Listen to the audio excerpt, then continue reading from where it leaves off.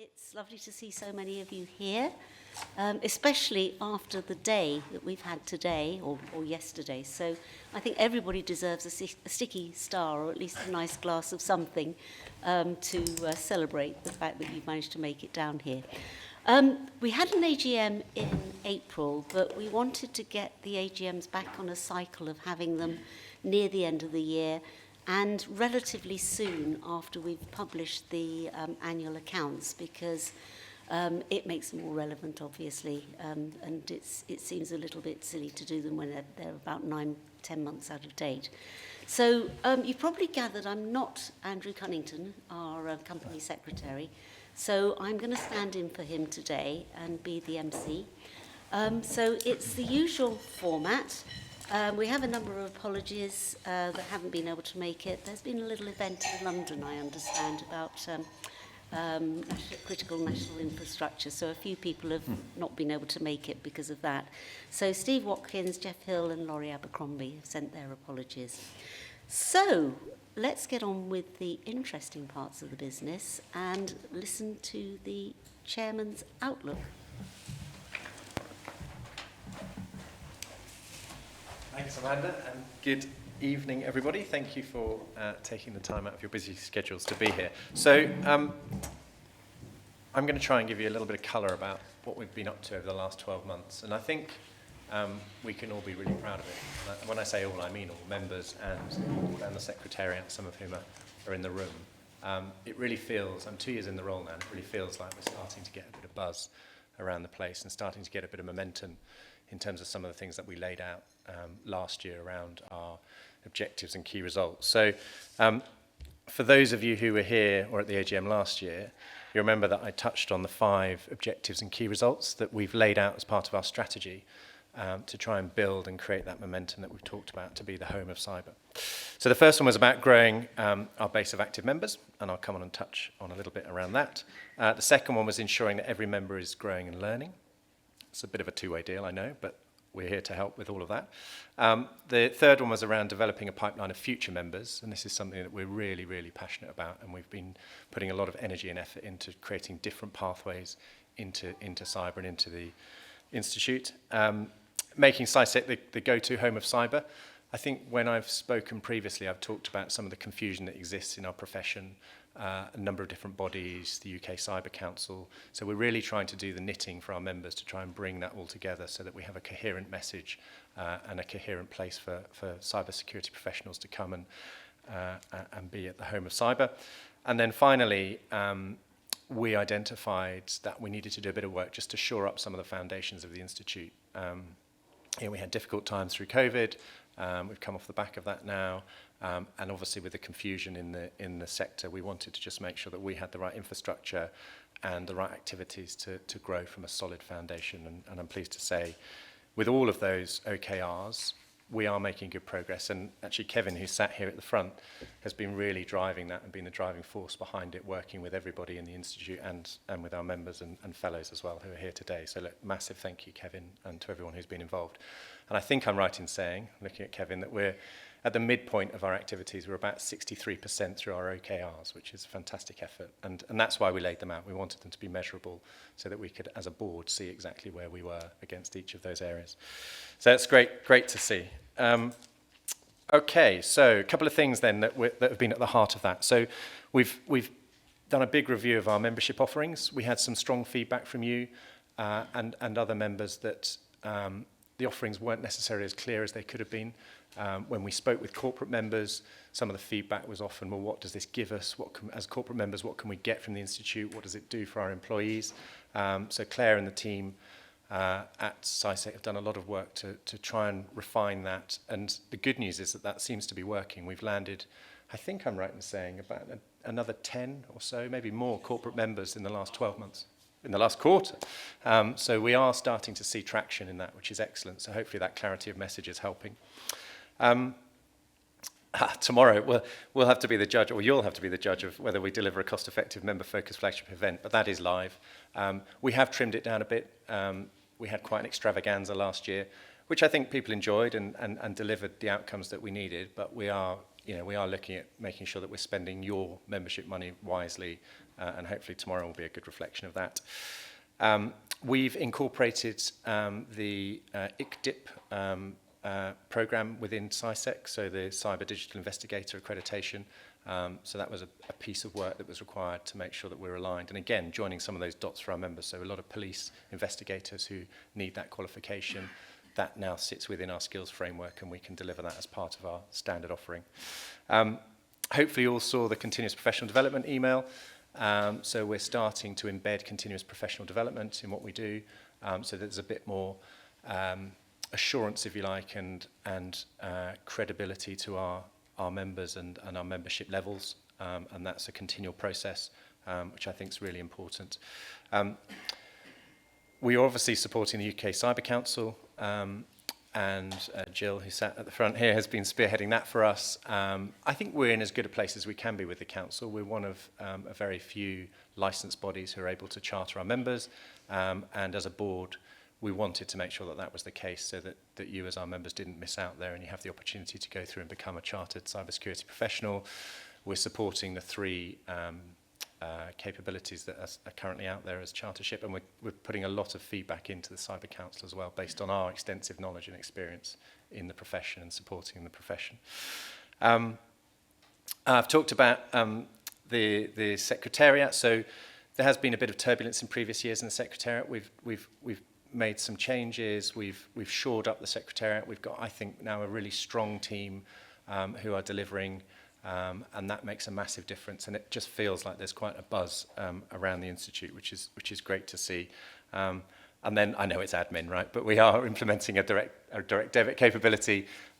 Again, just helpful in terms of shoring up our revenues and making sure that membership is easy to pay and doesn't become an administrative overhead for us. So just a summary of some of the key things that have been going on. So going back to the OKRs then quickly, in terms of growing our base of active members, I've touched on some of these things. I think one of the things that I would call out, and a number of you will be in the room, is the fellow engagement, so thank you. We have actively been reaching out to our fellows and seeking as much engagement as we can from that community.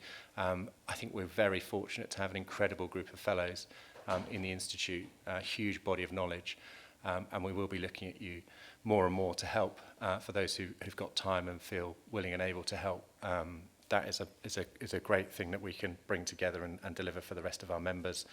I've touched on CPD. I think the key point around growing our base of active members is we are seeing a growth in membership.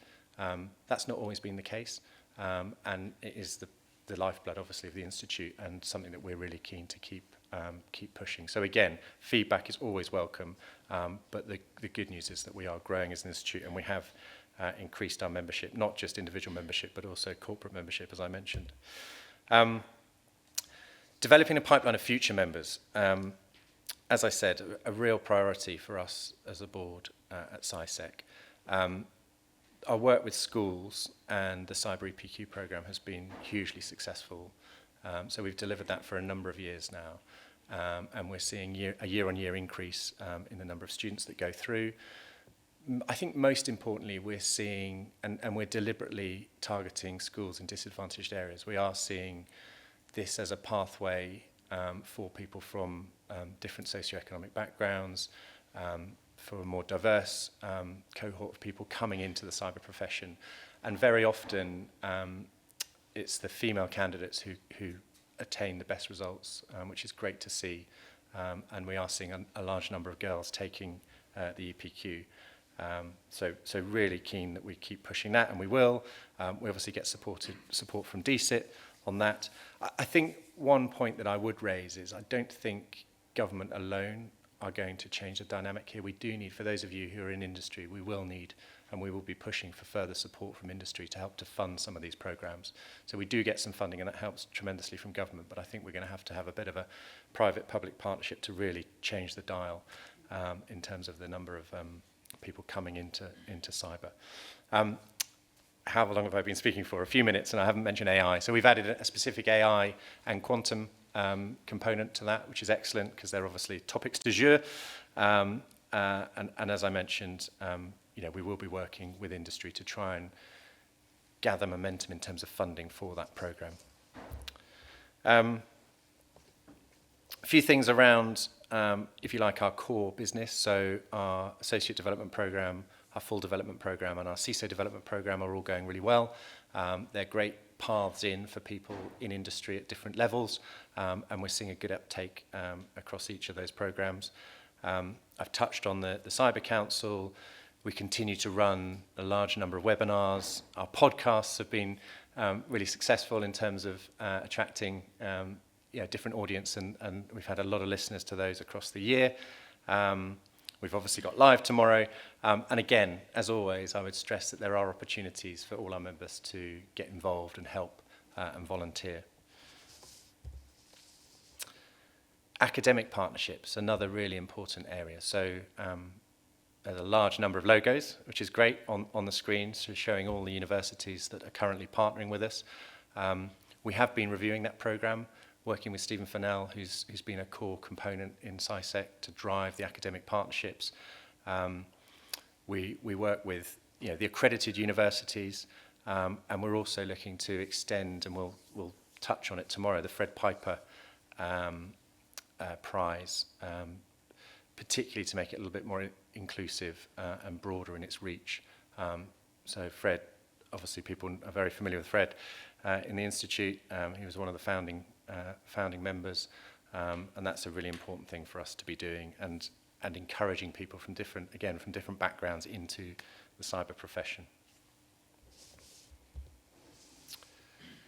So a few things that we have done and things that we'd like to do, and again, we'd welcome feedback on this. So the State of the Profession survey, which Piers runs, has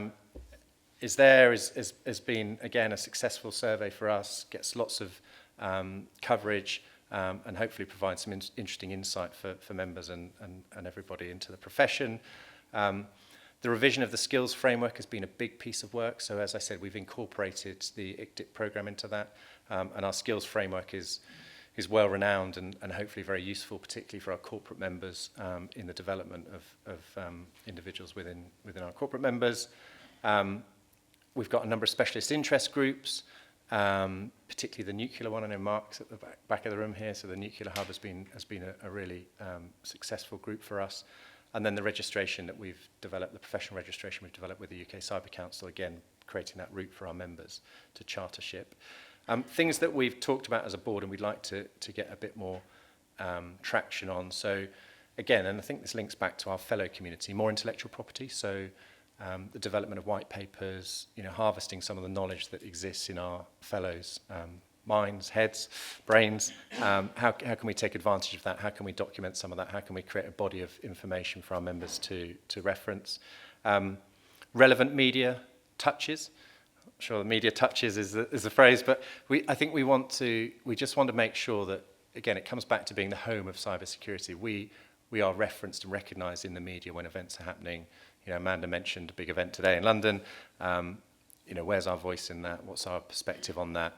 Can we use our fellows in some of these media interactions as well? And public policy. So we are quite well knitted into government. We could be better knitted into government, I think, and we could be perhaps more influential in some of the think tanks and working groups that go on in government. So how can we get ourselves a bit more integrated into that thought leadership, I think, is something we want to focus on. And then finally, developing strategic partnerships. So we're working quite closely with CyberScheme, one of the other accredited bodies from the UK Cyber Council. But there are others that we'd like to partner with to extend our reach. So if you have connections or contacts in some of those groups and institutions, then we'd welcome that to build further reach for CIISec. Finally, and I think the diagram on my right here, your left, is quite sobering. So it talks about levels of stress and overwork amongst security professionals. And I can probably vouch for this personally, as I'm sure many of you in the room could. It's clear that the number of working hours are going up, the stress levels are going up. So we do think it important that we work with groups around mental health. We're working with the PTSD resolution group. We're offering free half-day workshops to corporate members around that. And we're also working quite closely with ISC2 from a diversity and inclusion perspective. I think there's more to do within the profession around mental health and care and well-being, because it is a stressful, I can personally vouch for it, it's a stressful existence being a security professional, and anything we can do to support and help each other, I think, is much needed. Just finally then, on the Secretariat review and board restructuring, I've touched on the Secretariat. I think we've now got the CIISec team in a good place. It is only a team of 10. I think that's sometimes a surprise to people. There's a huge amount that goes on and gets done from a very small team. So a tremendous amount of output. In terms of the board restructuring and governance review, we've talked as a board about slightly slimming down the number of board members. At this point, I'd like to thank Jill, Saritha and Andy for their extraordinary commitment over many, many years and delivered a huge amount of output. They'll be stepping down this year from the board. What I'm looking to do, or what we're looking to do as a board, is create a number of subcommittees so that we can bring different experts in to help and advise and guide. We've already set up a risk committee. We're thinking about setting up a professional advisory committee. So again, there will be opportunities, although we're not expanding the board and we haven't got people coming onto the board this year. We will be offering opportunities for people to get involved and provide their expertise and guidance to CIISec. So look out for that. And then finally, I've said finally about 3 times, haven't I? But finally, a massive thank you, right? So thank you to the CIISec team. I've said it a few times, but the Secretariat do a tremendous amount of work. There are only 10 of them. They've put the whole event on tomorrow themselves. Previously, we've used external support. So, massive effort there, and obviously driving the OKRs, as I mentioned earlier. They've got right behind that and have made a tremendous improvement in all areas, I would say, of CIISec over the last 12 months. Our volunteers, so I'm sure many of you in the room volunteer, huge thank you. We couldn't do what we do without the volunteers, particularly the membership interviews, the membership committees, and there'll be opportunities to volunteer throughout the year, as there always are. Our board members, most of whom are sat amongst us here, it's a commitment to be on the board, and I think we've driven a lot more activity and energy and progress this year. So thank you, because it takes everybody to do that. And then finally, our members, obviously. We wouldn't exist without you. We appreciate your support. We value your input, your feedback. And I'm delighted that we're growing as an institute and hopefully becoming more relevant for each of you as our members. So that was all I was going to say. I'm now going to hand over to Nick. Thank you. I think that deserves a round of applause.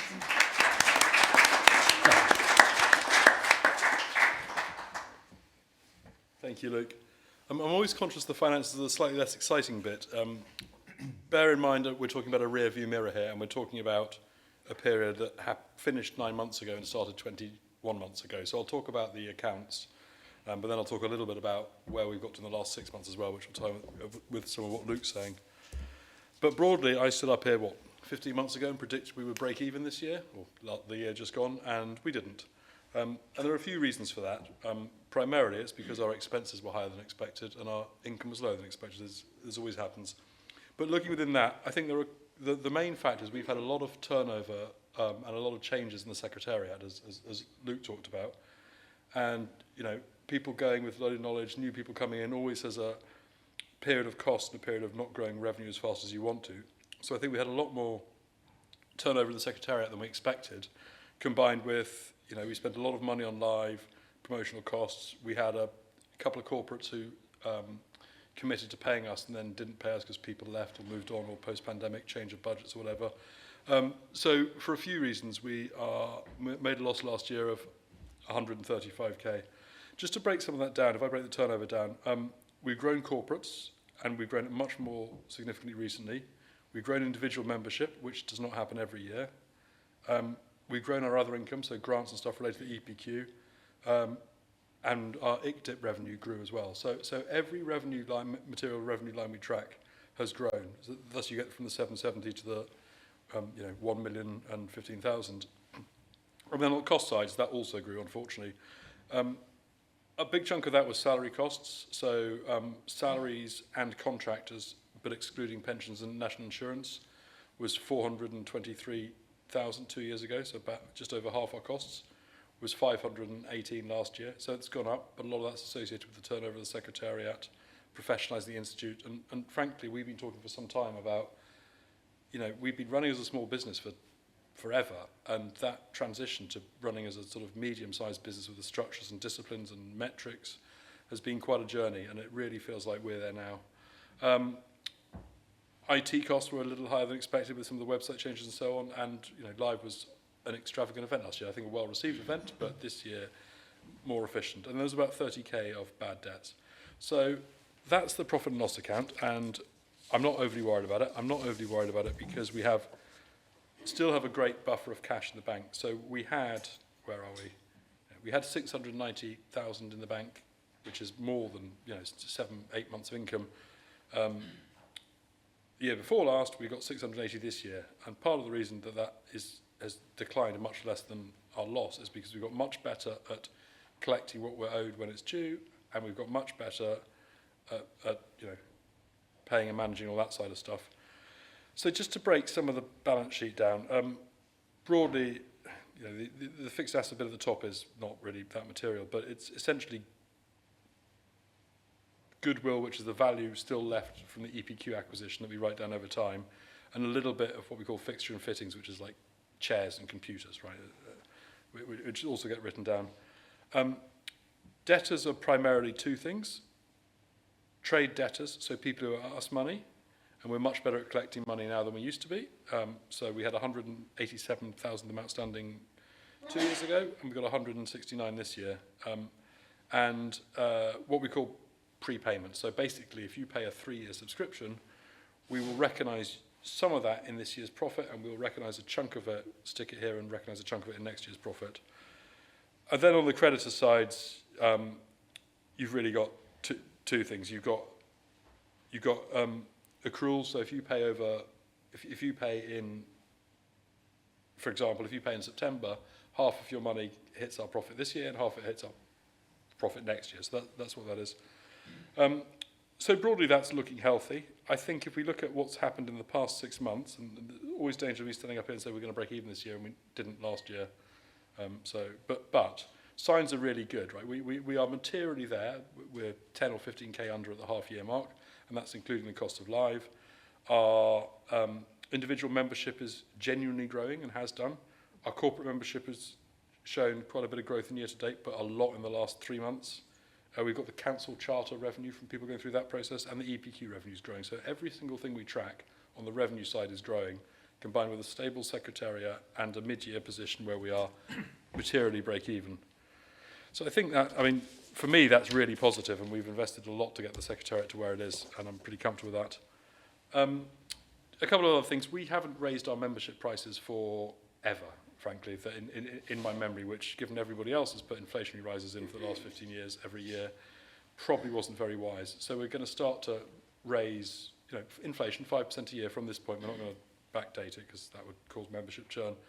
We're going to both raise prices by 5% and believe we're going to finally get direct debit implemented, which makes, hopefully, people stickier. We've also, the Secretariat's invested really heavily in individual corporates, council and EPQ, and you can see that coming through in the numbers already and coming through in the OKRs that Kevin's driven, and the fact that, frankly, halfway through the year, you expect to be about 30% done on those things, and we're more than 50, in the 60s, mid-60s, I think. Yeah, great position to be in. So, 68, thank you, Kevin. So broadly, I think we're we've been in a strongest position for the last 5 years or so, but we are probably in the strongest position I've seen with a cost base that looks like it will stay relatively flat, with two things on that. There'll be inflationary growth on that, and national insurance rises do not help us, but it's manageable. And every single one of our main revenue streams at the moment is showing material growth. So I think we're in really good shape. And I think, Amanda, is it Mike next? Yes, it's Mike next, but I think it's a great place. So I think, again, Nick deserves a round of applause. Good evening, everyone. There are no slides.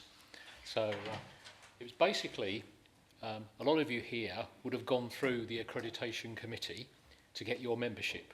And those of you who are new to the Institute. It's just a very, very high sort of update and sort of explanation of what the Accreditation Committee is doing on your behalf. Firstly, it's made up entirely of volunteers, and there are people in here who interview, assess, and also sit on the Accreditation Committee. The main purpose is to make sure that we can show it's a robust but fair process, because there are some bodies you can join by paying your fee and you get your badge. Here, you have to pay your fee, but you have to evidence that you have knowledge, understanding, experience and competence, and you're assessed by your peers. It's not a membership club. It is demonstrating you are very capable in the areas that you've submitted your evidence against. And that always has to be remembered. So, my thanks are to those assessors and interviewers who make sure that that takes place. The main purpose of the AC is to ensure that if you apply and you're interviewed or assessed by a pair of assessors, it shouldn't matter who those assessors are, the outcome should be the same. Now, in the ideal world, that's easy to say, but in reality, everyone's a volunteer who does that assessment. They will come from different backgrounds, whether it's military, government, C&I, small business, and sometimes you can see there's perhaps, it creeps in slightly, the nuances towards the area they work.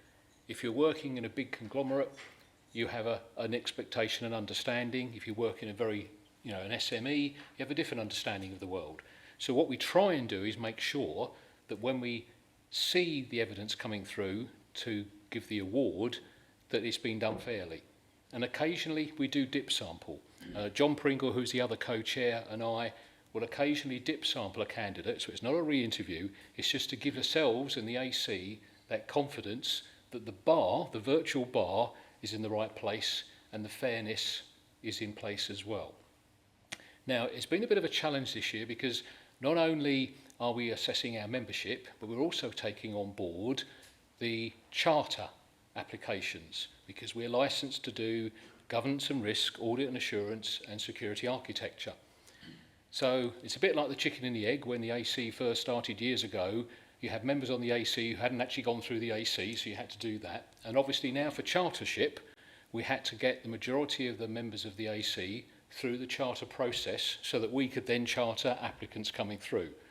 We've got through that, and again, we want to make sure that the process is fair and equitable. But it's also meant for the volunteers an increase in their workload, because they all do it.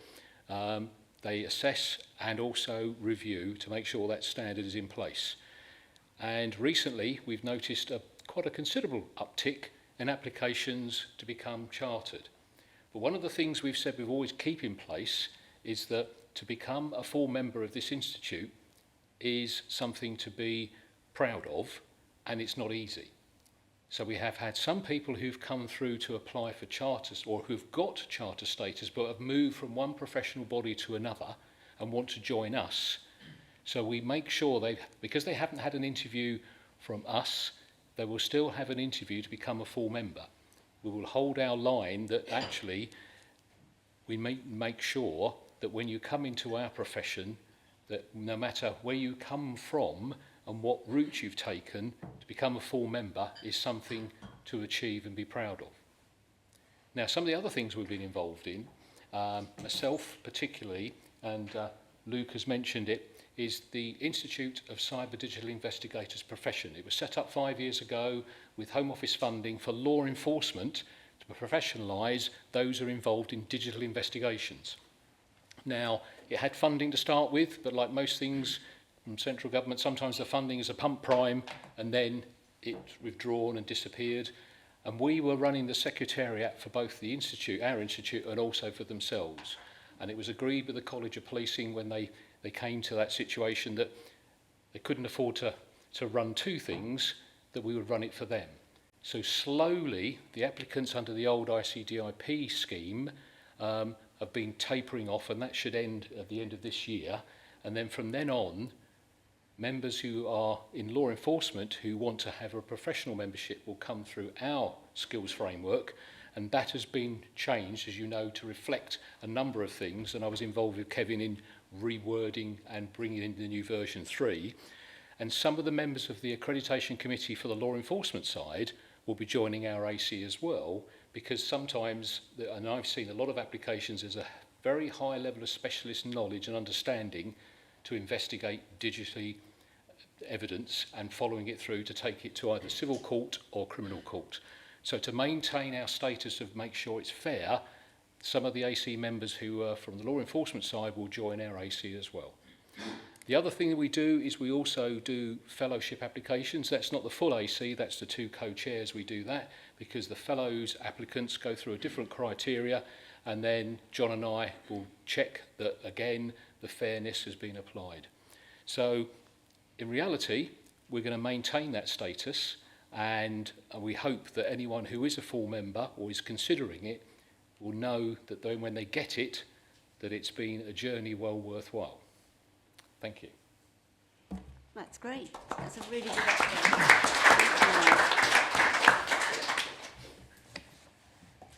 Right.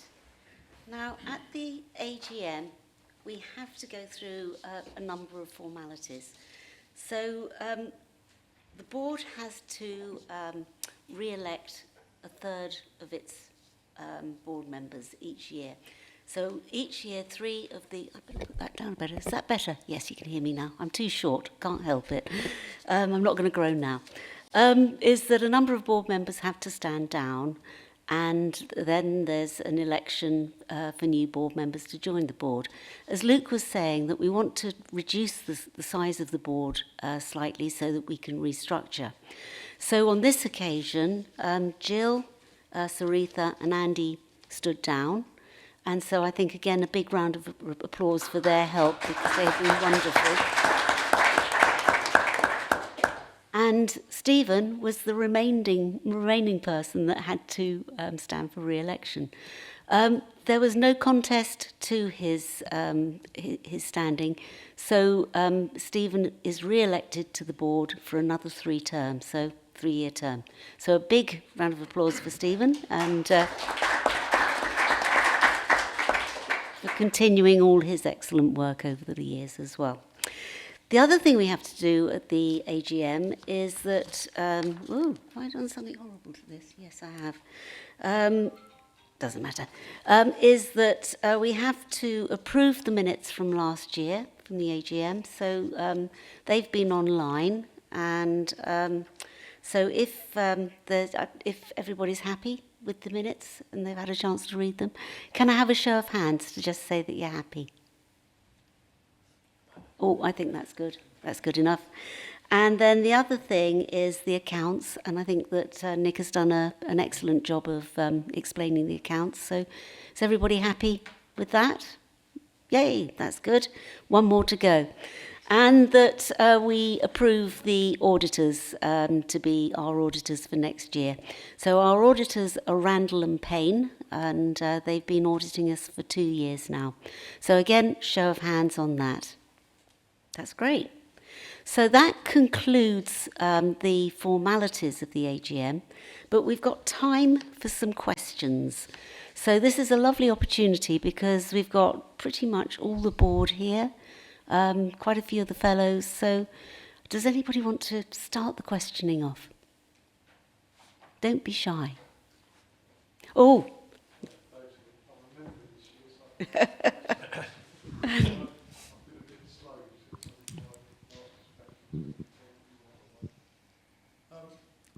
Thank you. I'm Dave Marcel. I joined as a student back in 2010, and it's taken a while. So it's really good that the CIISec accreditation is recognised and helps accelerate the process. So many thanks for that.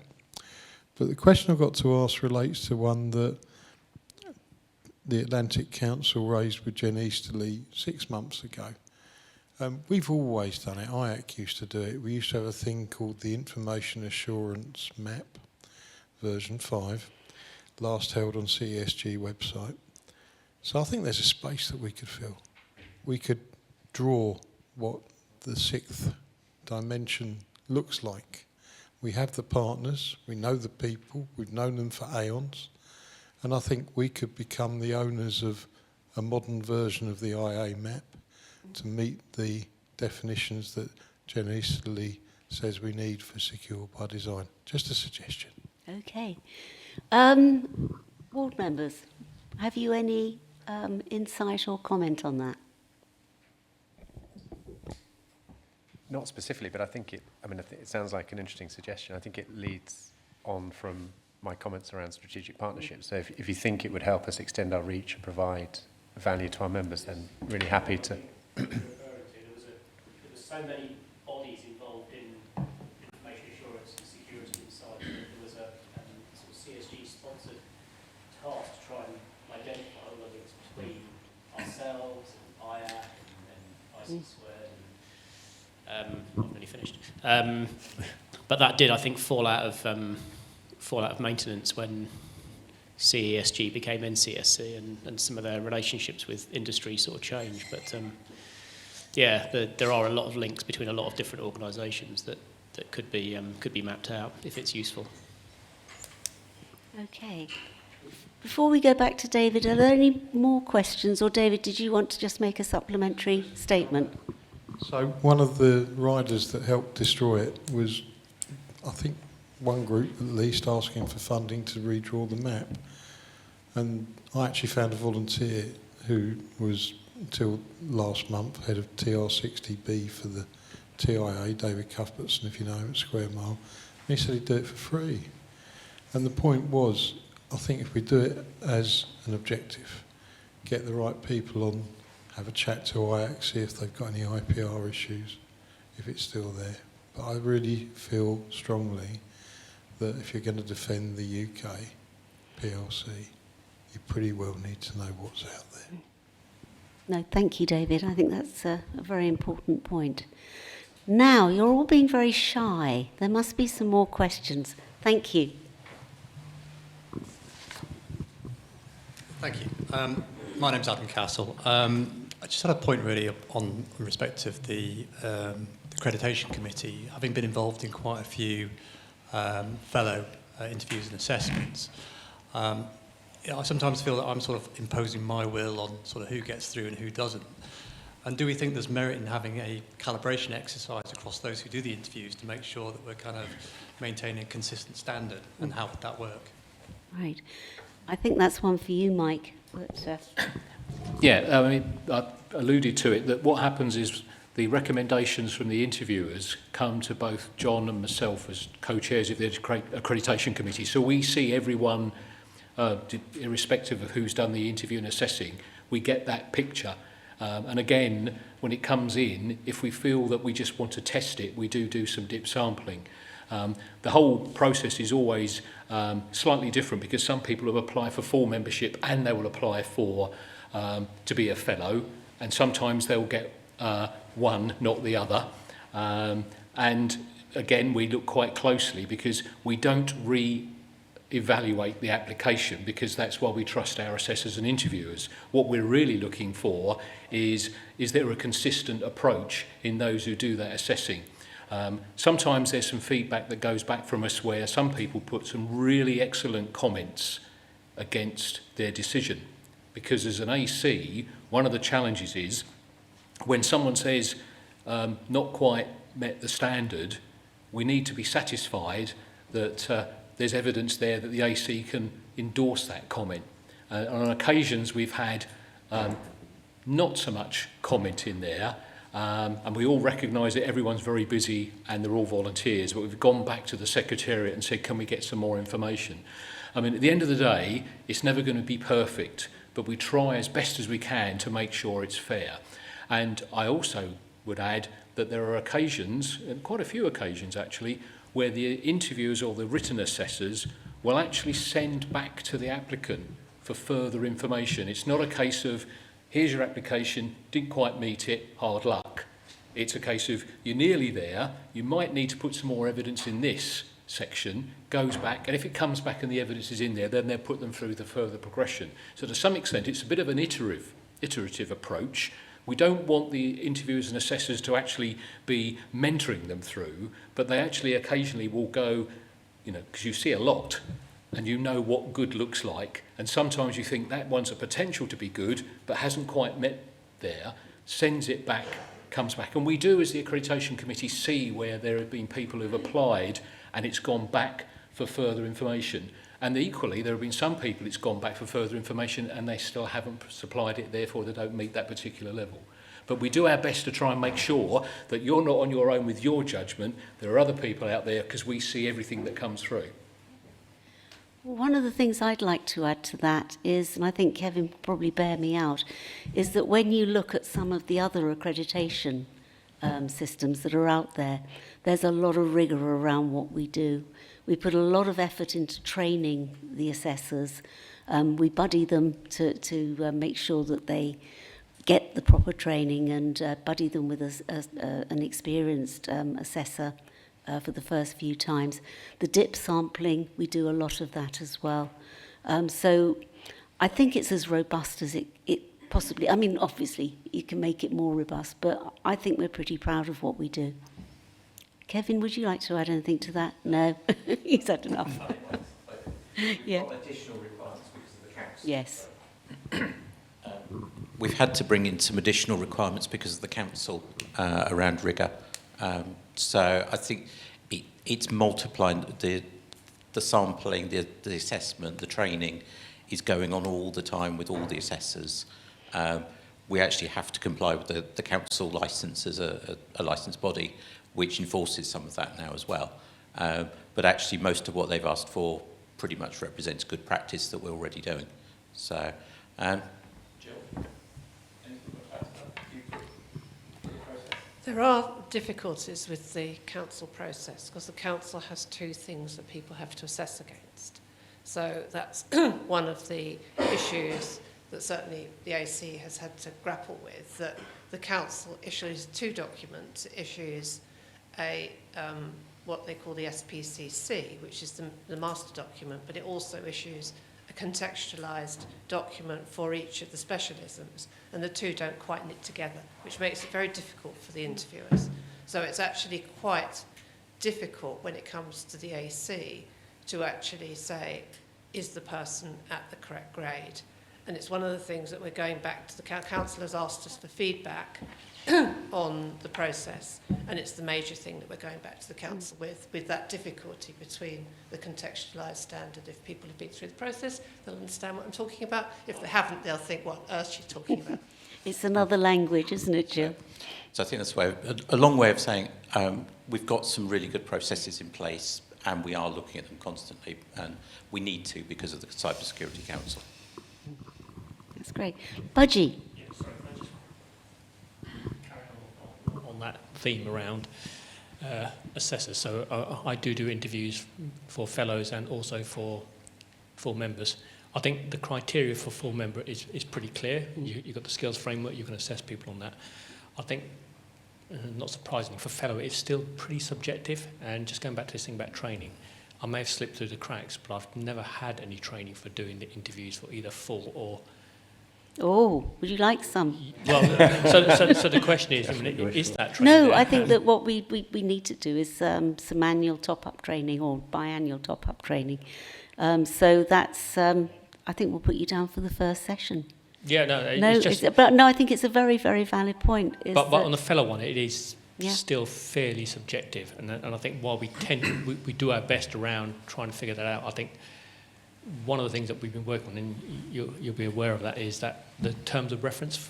And if we can get those signed off, at least when we're talking to people about why do they want to be a fellow and what's expected of them fellow, that might make it a little bit easier. Yeah. I think just to pick up on that, Budgie, the difference between applying to be a full member, there's obviously a skills framework you have to evidence against. There are 4 criteria for a fellow: eminence, authority, seniority, and other. And the difficulty is there are some people who perhaps aren't very senior, but they provide a really evidenced value for money for the community. And it's not a case of you have to score for all 4, because sometimes there have been people who've you know, the assessors thought they really do well on 3, but don't quite hit it on there. But overall, we feel that they meet that rather nebulous sort of criteria for fellow, because it's not easy, because you're not going to have another skills framework to map against a fellow. It is very much your judgment, and we have found on some occasions where we've seen perhaps 5 or 6 fellow things come through, and 4 have been recommended and 1 hasn't, but when we look across against the other 4, we think perhaps their other factors do weight, and there have been times when John and I have said, well, actually, we do feel they do meet it, because we see right across the board. But it is difficult, because, you know, authority, what does that mean? Senior, and the thing is, you can have lots of different criteria, but at the end of the day, someone who's perhaps in academia, who is a real authority in writing lots of papers and is very considered eminent, might not meet some of the other criteria, and someone else who perhaps works in an SME but goes out of their way to promote and perhaps does some work in schools and has written and comments. So it's not easy. You can't say that's what you have to do, tick, tick, tick, tick, tick, tick, tick. We very much value the experience of those who assess to give us their view, so that John and I can say that's where we think the bar is, and generally speaking, you know, we accept what's said, but there are occasions when we've had a discussion because it's quite close to that level. So. Yes, I think it's always more difficult the further up the food chain you go, basically. But one thing that we do want to see is our fellows driving the profession going forward. So we've started a working group to get the fellows involved, and it's all of the things that we've been talking about before, which is trying to influence where the profession's going, influencing government policy, setting the guidelines, you know, for bringing people into the profession and developing people. So we need all of your help to make that happen, and I think it's actually a lovely thing to be involved in, because it's helping the profession evolve and seeing individuals develop and evolve as well. So if you're not involved already, well, we've got your name, we know where you live. Right, any more questions? Yes.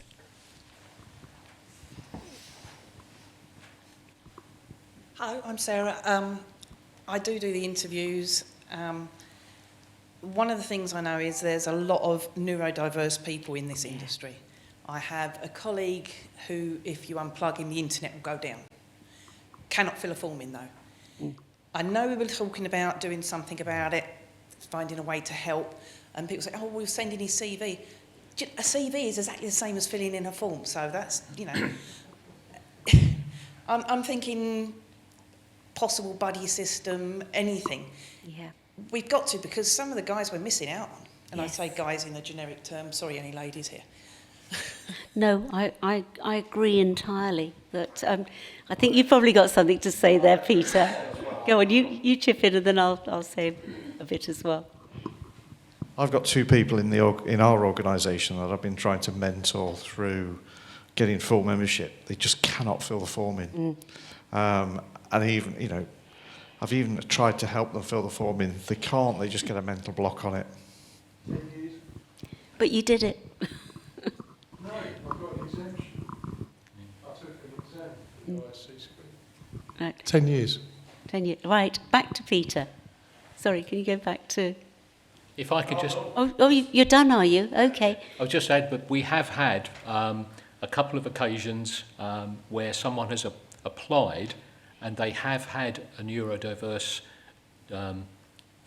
comment on their application form, and when the assessment has said probably not quite there, the AC has said we ought to dip sample that person, which we have done so, and done it in a way which is more of a conversation. And as a result of that, there have been, I think, at least 2 occasions where they were probably along the line of not quite meeting what's like the virtual bar from the initial assessment, but when you had the opportunity, so it was a less of a challenging, it was a conversation, you know, a chat, and given them the time, you felt, yes, they do meet the criteria, but sometimes when people turn up to something which is an interview, there is that, oh, it's an interview. It's like, it's not a job interview, and some people still think, like, if you come to join CIISec as a full member, it's a job interview. It's not. And the assessors and interviewers do their best to try and waylay fears, make it feel comfortable. But there are some people who just, even in that environment, go, oh no, this is a challenge. And we had a couple of, what I would say, conversations with a couple of applicants, and we've been satisfied that they do meet the criteria. But at the time during the interview, the process of the thought of an interview was too much. So we do cater it from that end, but obviously we only see what gets put through to us. But the challenge, I mean, quite honestly, all of you sitting here, the challenge of filling out the forms in the first place is a real challenge, and you have to put a lot of time to do it. So I can imagine that people find that a challenge. It would be really difficult. But at the end, from our side, we do take that on board, and we have had examples of where people who perhaps weren't quite come across as well as they could have done during the assessment because of that, we've actually found out during a more friendly conversation, because they didn't think it was an interview, it's actually come out that they've got through.